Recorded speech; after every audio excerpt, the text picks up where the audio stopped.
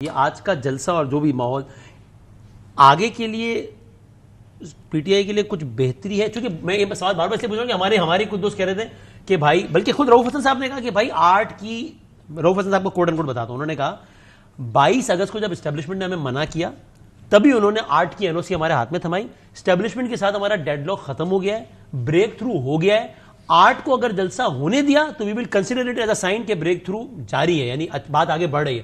اور آرٹ کو نہیں کرنے دیا تو اس کا مطلب گڑبڑ ہو گئی. تو کرنے تو دیا.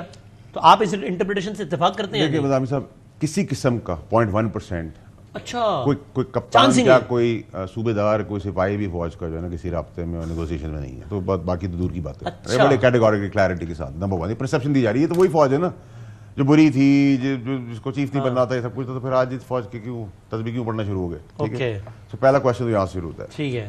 یہ والے آپ مجھے دے دیں، آپ کی کافی دوسری آ رہی ہے. شکریہ.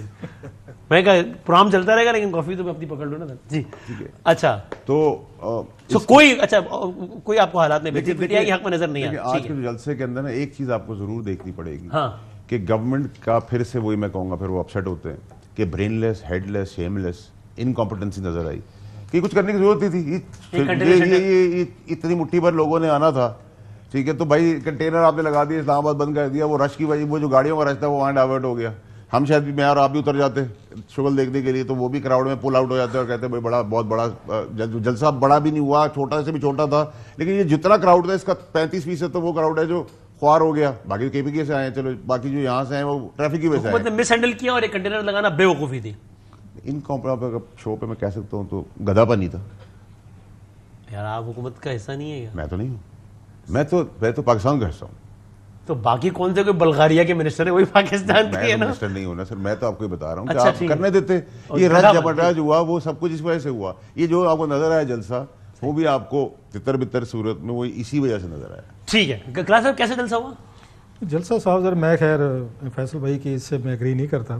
جلسہ بڑا تھا اور کراؤڈ پول انہوں نے کیا ہے خان صاحب نے، اور بڑے عرصے سے جیسے اس کی کوششیں ہو رہی تھیں. زیادہ کراؤڈ وہ کے پی سے آیا ہے یا مقامی طور پر بھی کچھ ہوں گے لوگ وہاں پہ. پنجاب سے جو بڑا جلسہ آنا چاہیے تھا، لوگ آنے چاہیے تھے، وہ کم از کم وہ نظر نہیں ہے.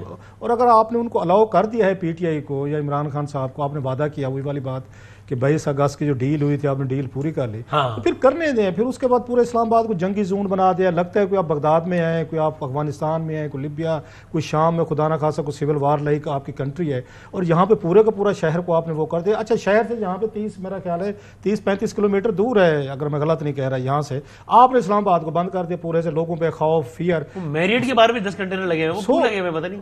سو آپ نے جلسے کا ماحول سوشی کھانے نہ آ جائے دبا سمجھ کے. اب عقل دیکھیں، لوکل ایڈمنسٹریشن کی دیکھیں، وزیر داخلہ کی دیکھیں، حکومت کی دیکھیں کہ خوف یہاں پیدا کر دیا. جلسہ 30-40 کلومیٹر دور اور پورے اسلام آباد میں خوف ہے کہ خدا نہ خاصا یہ وار زون نہیں ہو تو رات کو کہتے لائٹیں آف کر دو، بم کو نہ مار جائے.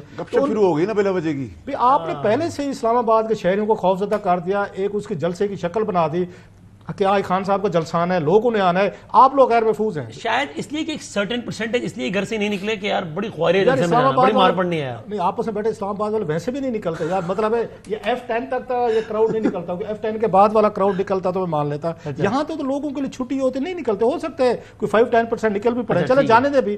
آپ نے ایک ان کو لیگلی اجازت دی ہوئی ہے پی ٹی آئی کو، یا تو نہ دینا، یہ ڈی سی صاحب نے دے دی. اب لوگوں کو جانے دے گا، لوگ جانا چاہتے، جھنڈے لے کے جائیں، سائیکل پہ جائیں، بس پہ جائیں، جس پہ جائیں. اور ایک گنڈا پور صاحب کی تقریر کیا انڈیکیٹ کرتی ہے؟ سو میں اس پہ ایک جو چیز ہے سائیکولوجیکل جو بیریئر تھی، جو خان صاحب جس کی کوشش کر رہے تھے پچھلے 6 مہینے سے اور 3 دفعہ نہیں کر پا رہے تھے، وہ تھا کہ ان کو ایک عدد بڑے جلسے کی ضرورت تھی، کلپس کی ضرورت تھی، ٹی وی شوز کی، آپ کے ٹویٹر کی، ویلاز کی، دنیا کو دکھانے کے لیے.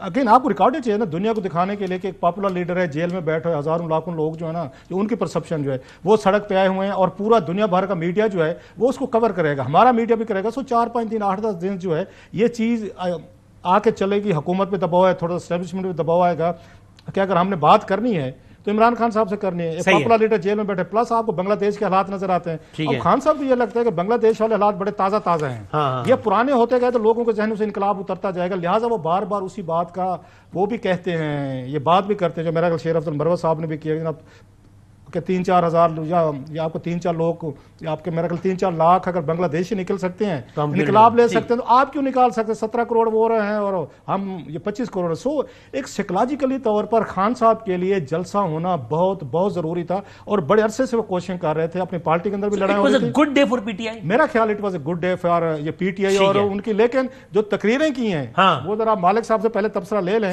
مجھے ابھی بھی علی امین گنڈا پور صاحب کی ان سے یہ فیصل بھائی کی بات سے میں اسے ڈس ایگری کرتا ہوں. میرا خیال ہے جو انہوں نے تقریر کیا نا وہ واقعی یا تو چاہتے ہیں کہ خان صاحب کا ملٹری ٹرائل کریں.